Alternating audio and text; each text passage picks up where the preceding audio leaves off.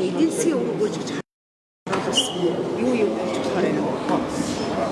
За баярын хувьд бол Тэмээ Түн Нүгэний баяр гэж анханасаа нэрлээд Тэмээний баяр гэдээ явуулсан юм. Ер нь бол яг энэ өөрөө бол анханасаа Тэмээний сүргийн Тэмээний өв соёлыг сурчлах, ялангуяа аль жуулчлалын өвлийн аль жуулчлалд одоо Монголын говьд өвлийн аль жуулчлалын томоохон ивент одоо бүтээгдэхүүн болгох, ер нь Тэмээтэй холбоотой аль жуулч өөрөө чухал үүнийг одоо тодтогох юм зорилготой анханасаа бол хийгдсэн. За ингээд энэ жил 29 жилдээ зохион байгуулагдаад одоо ер нь ямар хөө төвчнөр рүүгээ явбаа гэхэлэр ер нь нэг Тэмээнээс авах ашиг шимийг яаж нэмэгдүүлэх вэ гэдэг чиглэл буюу судалгаа, шинжилгээ, инновац яаж одоо ингээд энэ одоогийн Тэмээний аж ахуй, дээрээс нь Тэмээнийнээс гаргаж авч байгаа бүтээгдэхүүний судалгаа хөгжүүлэхэд ер нь илүү Тэмээг илүү ашиг шимийг нэмэгдүүлэх, Тэмээ ч өөрөө ингээд манай Монголын хөдөө аж ахуйн салбарын нэг чухал одоо бүрэлдэхүүн байхаас гадна энэ бол өөрөө Монголын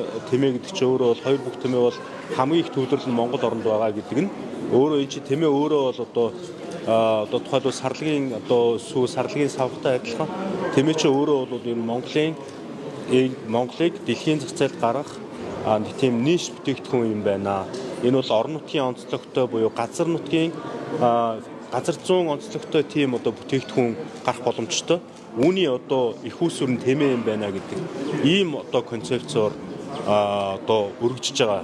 За тухайлбал бид нар өнөөдөр бол яг өвөр Монголын одоо нэртэй эрдэмтэн Тэмээ судлаач Журамтгой ярьлаа. Бид нар Тэмээний өчигдөр бол Тэмээний эрдэм шилжгээний хурал дээр бас эрдэмтэд маань одоо судалгаануудад танилцуулсан байна. Бидний гол одоо жишээлбэл тухайлбал одоо жишээлбэл Журамт гэдэг одоо энэ эрдэмтэн бол өвөр Монголын Тэмээг бол 10 жилийн хугацаанд судлаад 10 жилийн хугацааны судалгааны үр дүн нь бол 2.2 литр нэг ингинээс өдөрт 2 литр саадаг байсан сүүгний хэмжээг 3.6 литр болгож нэмэгдүүлсэн. Бид нар одоо өмнөд байгуулагдсан манай Тэмээний ферм бол одоо 2.6 литрийг өдөрт одоо жил хамгийн өндөртөө гаргаж байна. 2.6 гэдэг бол одоо жишээд уламжлалт одоо гараараар саадаг уламжлалт одоо бэлчээрийн ферм биш, хагас суурин биш. Уламжлалт одоо манай Тэмээний аж ахуй нэг Тэмээ бол нэг ингинээс өдөрт бол 800 грамыг сааж байна. Тэгэхээр энэ чинь одоо бид нар ингээд тодорхой хугацаанд богино хугацаанд ч гэсэн 3 жилийн дотор ажиллахад бид нар нэг Тэмээнээс 2.6 литрийг өдөрт авч эхэлж байна гэдэг чинь энэ өөрөө Тэмээ судлал гэдэг нь өөрөө зөвхөн Тэмээ судлаад зүгээр ингээд байдаг биш. Энэ чинь өөрөө бол Тэмээ гэдэг чинь өөрөө Монголын газар зүүн одоо зөвхөн Монголын тодорхой давуу талтай байдаг Монголын газар нутгад байгаа манай давуу талыг илэрхийлсэн бүтээгдэхүүн. Өөрөөр хэлбэл энэ бол макро эдийн засгийн хувьд бол одоо бид нар харьцангуй давуу талтай.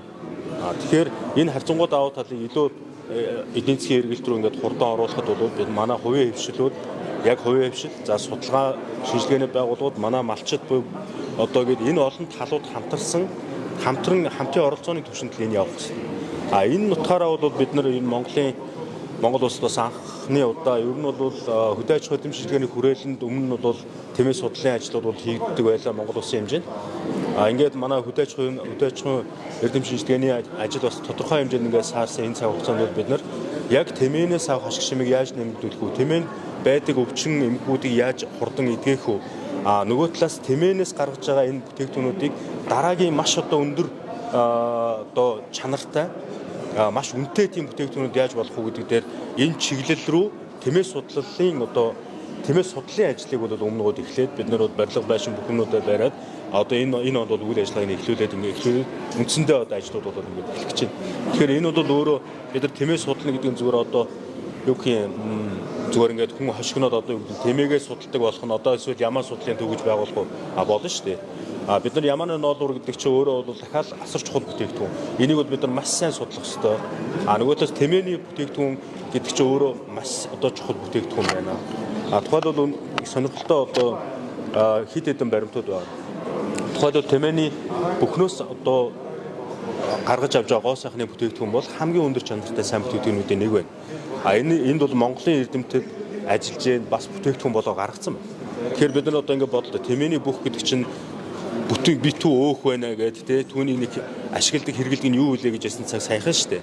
Одоо бол бид нар Тэмээний бүхнөөс маш олон төрлийн гоо сайхны бүтээгдэхүүн гарах болцоонууд нэгдээд анхны бүтээгдэхүүнүүд гараад явж байгаа. Одоо бид нар дараа нь Тэмээний 5 хаан асуудал тийм. Ийм байдлаар бид нар бол тэмээ судлал гэдэг юм нэлээ өргөжүүлнэ гэдэг нь ерөөсөө тэмээ гэдэг энийг бол илүү эдийн засгийн одоо илүү нэг тэмээнээс авах ашиг шимийг маш хурдтай яаж сайн нэмэгдүүлэх үү гэдэг рүү чиглэсэн энэ ажлуудыг маш олноор хийхэд ийм зорилго авч. Тийм учраас энэ нөгөө тэмээний баяр гэдэг бол мэдээж бид нар тэмээний өв соёлоо одоо түгээн дэлгэрүүлж нөгөө талаар гадаад дотоод жуулчдаа ингээд энэ өмнөг аймагтаа төвлөрүүлж бид нэр сайхан баярлж байгаа. Тэмээний өв соёл бол асар чухал бидний нүүдлийн иргэншээний салшгүй нэг гэсэн. Нөгөө талаар яг давхар цаанаа бол тэмээ судлал гэдэг нь бол тэмээнээс авах ашиг шимийг яаж нэмэгдүүлэх вэ? Энд одоо зөвхөн одоо хилийн цаана одоо ашаад гэдэг бол тэмээний том үйлдвэрүүд байна. Тэмээний сүүний үйлдвэр. Тэмээний сүүний үйлдвэр гэхэд 300 км-ийн радиус дорооноор сүүгээ татаад өдөрт 30 тонныг одоо босруулж штэ. Тэгэхээр бид нар чи ийм одоо технологийн юм зөвхөн хилийн цаана байна. Гэтэл ашаад хөдөлгөөний тойрог гэдэг бол нэг л хилээр одоо хязгаартаа хоёр орон байна шүү дээ.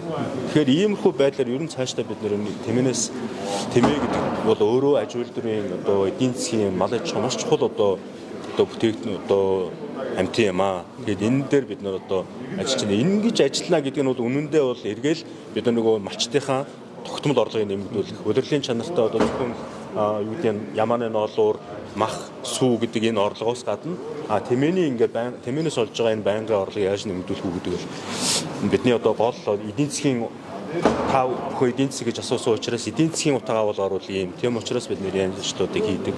Улсын харилцааг хадгалж жишээлбэл ямар агц гарч байна. Улсын байгууллагууд энэ ноёлын урьдчилан харж хад ирж судалж байгаа, сонирхож байгаа гэх ингээд хамт ажиллагаа өгч байгаа. Яг ийм байна.